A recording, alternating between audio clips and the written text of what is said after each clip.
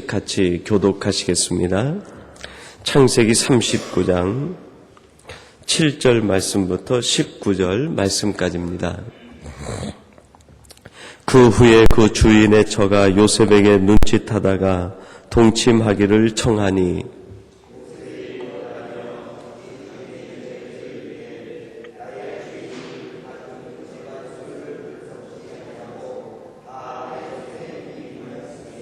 이 집에는 나보다 큰 이가 없으며 주인이 아무것도 내게 금하지 아니하였어도 금한 것은 당신뿐이니 당신은 자기 아내임이라. 그런즉 내가 어찌 이 큰 악을 행하여 하나님께 득죄하리이까.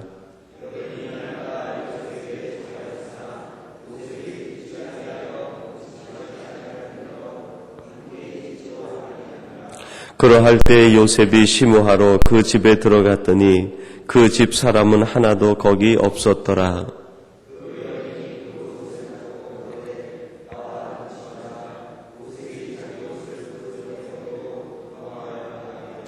그가 요셉이 그 손을 자기 옷에 버려두고 도망하여 나감을 보고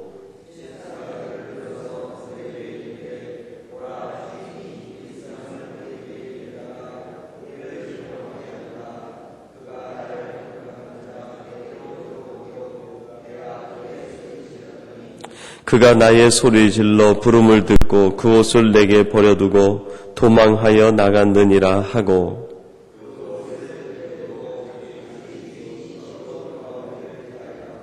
이 말로 그에게 고하여 가로되 당신이 우리에게 데려온 히브리 종이 나를 희롱코자 내게로 들어왔기로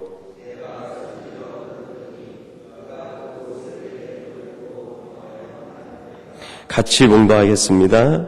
주인이 그 아내가 자기에게 고하기를 당신의 종이 내게 이같이 행하였다 하는 말을 듣고 심히 노한지라. 아멘. 오늘 말씀은 그 요셉이 애굽에 내려가서 생활할 때 있었던 일 중에 하나를 소개하고 있습니다. 오늘 말씀 14절에 보면 그런 말씀이 있습니다. 집사람을 불러 그들에게 이르되 보라 주인이 히브리 사람을 우리에게 데려다가 우리를 희롱하게 하도다. 그리고 그 밑에 내려가면 17절에 그런 말씀이 있습니다. 이 말로 그에게 고하여 가로되 당신이 우리에게 데려온 히브리 종이 하는 말이 기록되어 있습니다. 히브리 사람이 우리 가운데 들어왔다. 히브리 사람이 우리 가운데 있었는데 그가 이렇게 행하였다 하는 내용의 기사가 2번 반복이 되고 있습니다. 히브리 사람은 곧 요셉을 가리킵니다. 하나님의 믿을 만한 하나님의 명예를 한 몸에 지고 있는 하나님의 사람을 의미하는 것 아니겠습니까? 그 요셉이 애굽에 내려왔다. 하나님을 알지 못하는 그 백성들, 하나님을 알지 못하는 사람들 사이에 하나님을 아는 백성 하나가 와서 살게 되었다 하는 것이 오늘 본문의 배경이라고 할 수 있겠습니다. 오늘 이 말씀이 우리에게 주시는 우리 삶의 배경이 무엇이겠습니까? 하나님을 알지 못하는, 하나님 없이 사는 세상 가운데 내가 너를 보냈다 그런 뜻 아니겠습니까? 오늘 이 시간 이 새벽을 깨우고 예배하시는 여러분들은 하나님으로부터 보냄받은 파송된 사람인 줄로 믿습니다. 우리들이 파송된 곳이 어디겠습니까?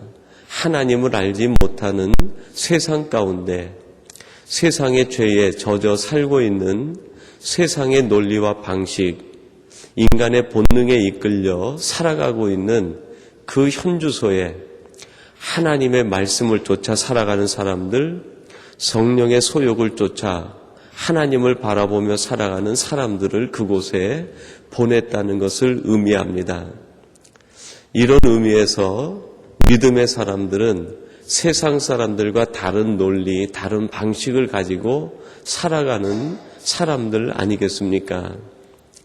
즉 우리의 모든 삶은 세상 사람들이 볼 때에 하나의 시험거리가 되고 하나의 교훈거리가 되고 하나의 본보기가 된다 하는 것이 오늘 성경 말씀이 우리에게 주는 첫 번째 말씀이라고 할 수 있겠습니다.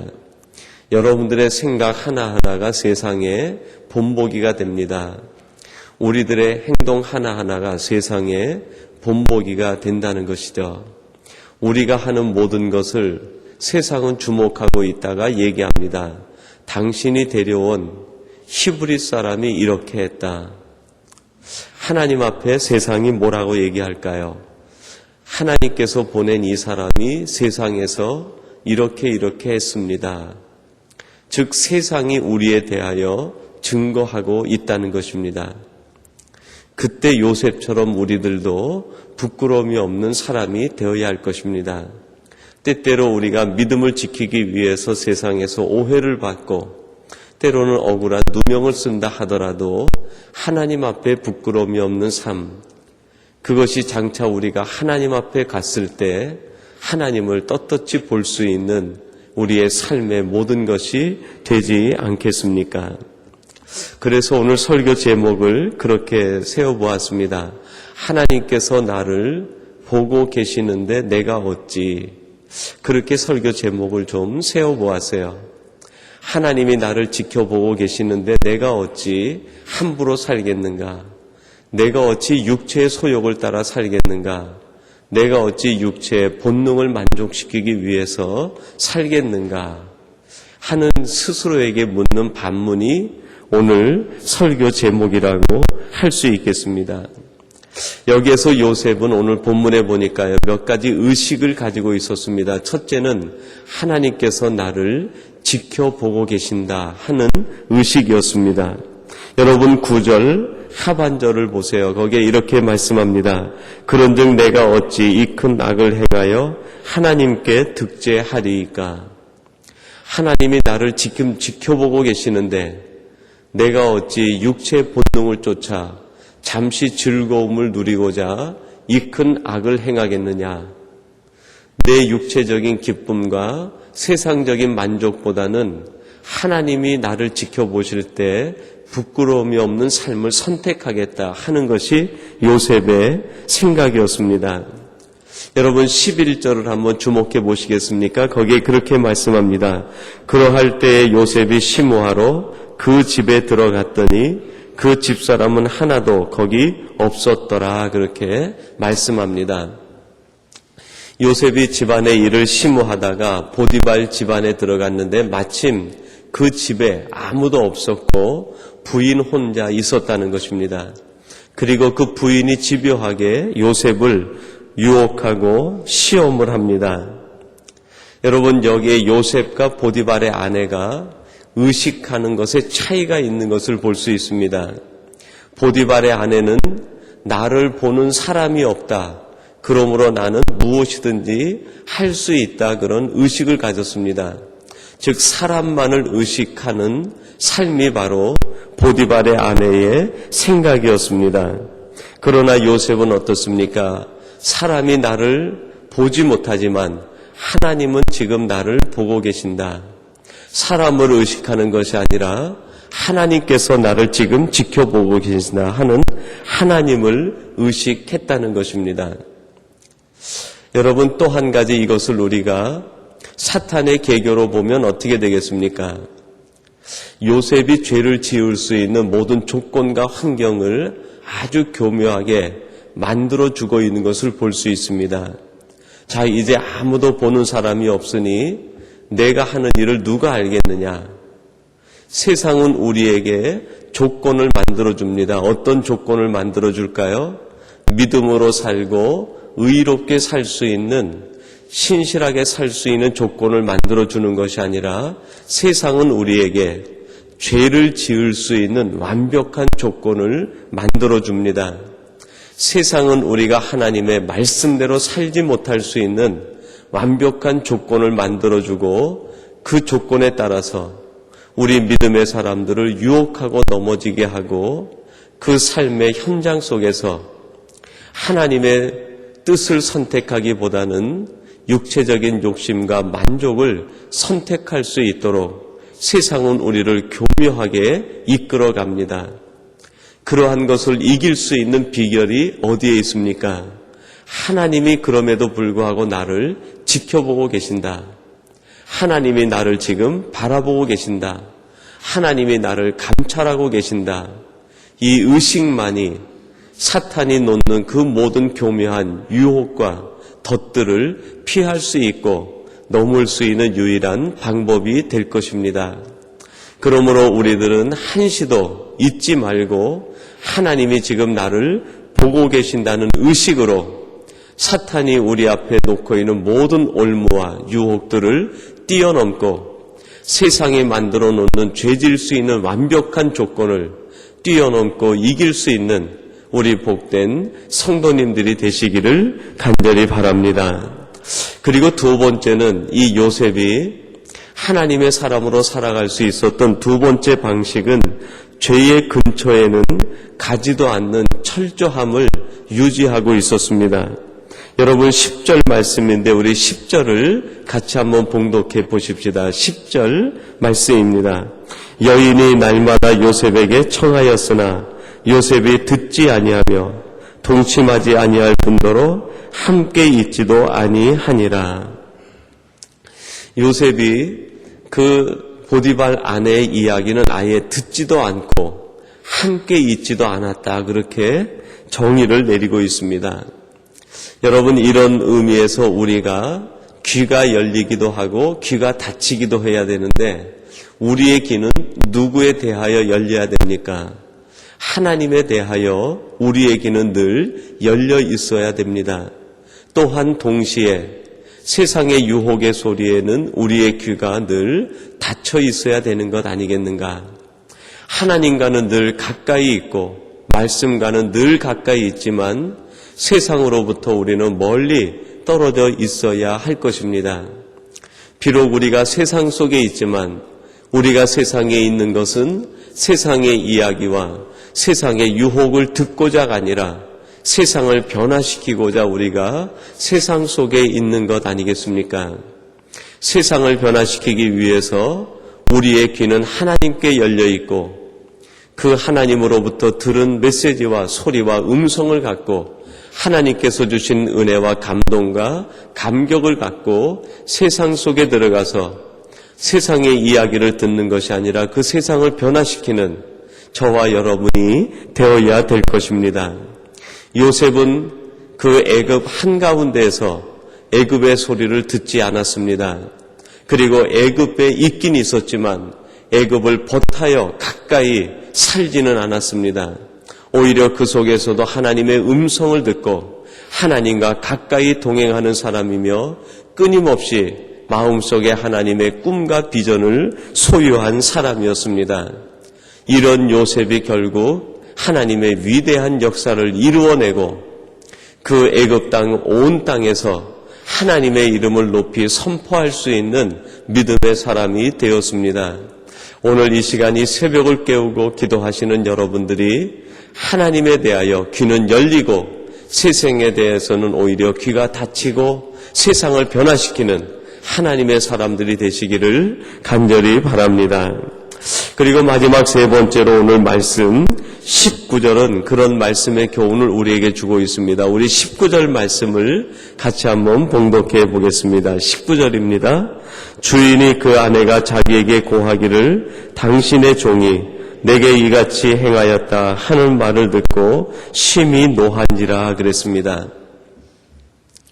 여러분 세상은 우리 믿음의 사람들이 의롭게 살면 노하게 돼 있습니다.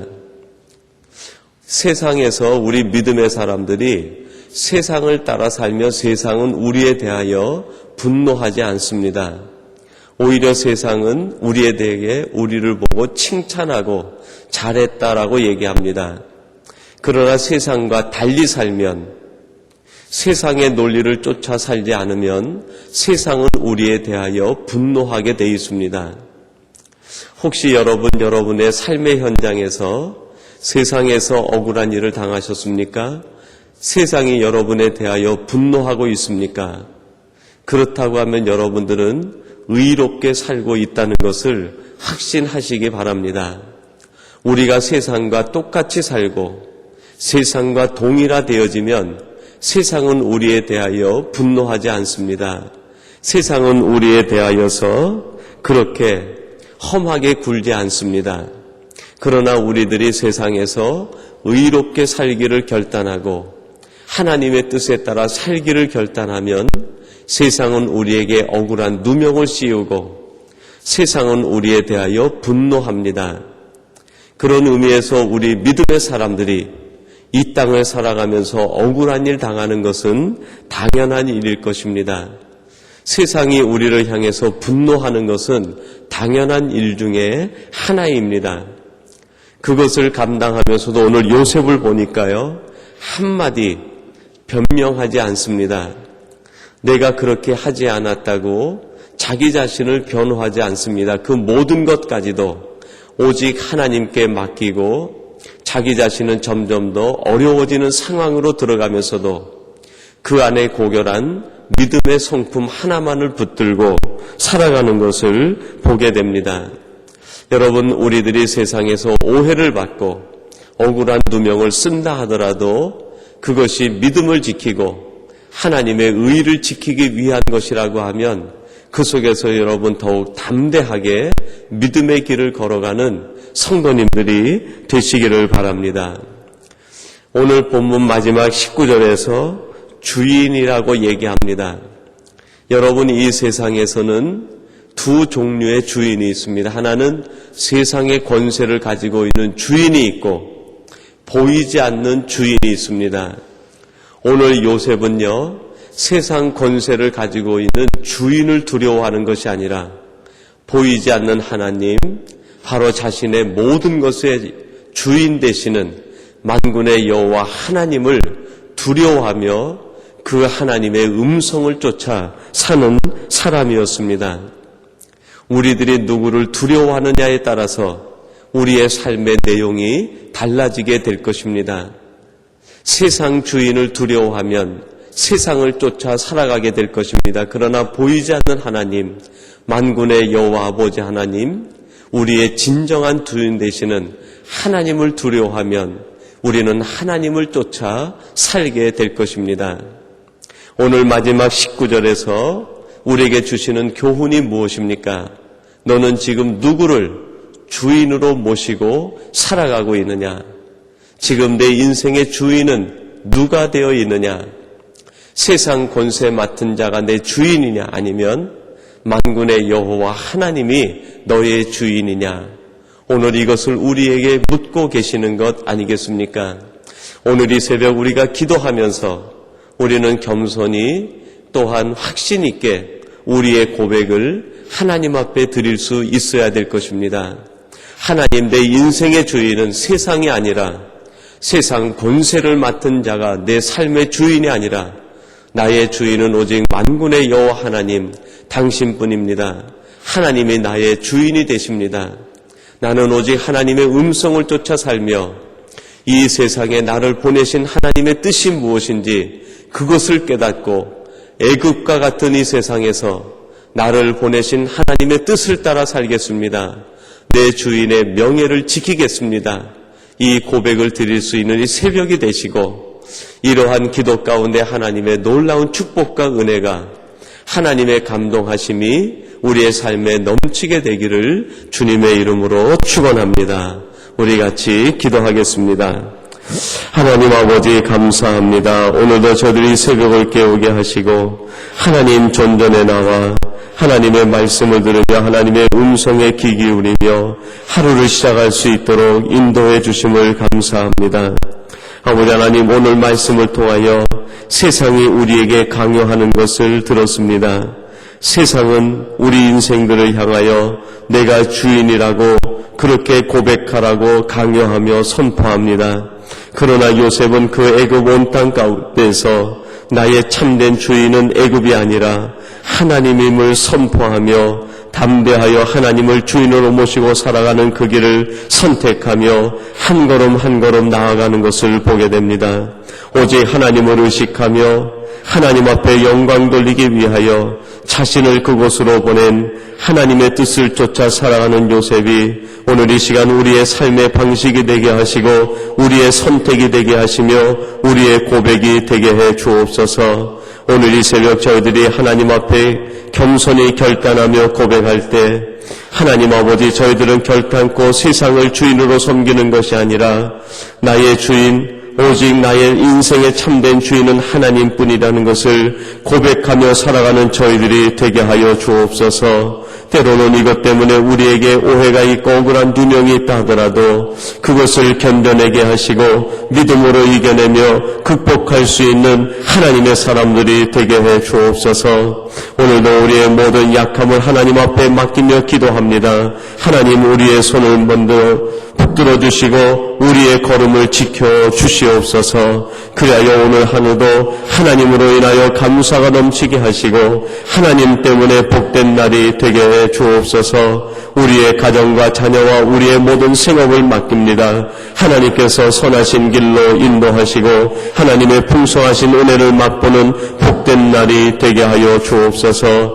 우리 교회에 여러 가지 어려움과 고통당하는 성도들을 기억하사 마음의 위로와 평강을 더하시고 모든 문제들이 주 안에서 해결되며 하나님의 해결하심이 감격으로 간증으로 나타날 수 있도록 역사하여 주시옵소서. 우리 삼성교회를 하나님께서 붙드사 날마다 하나님 말씀과 성령의 위로로 진행케 하시고 날마다 믿는 자의 수가 많아지며 하나님의 뜻을 이루어가는 복된 교회가 되게 하여 주시옵소서. 이 모든 간구를 예수님의 이름으로 기도하옵나이다. 아멘.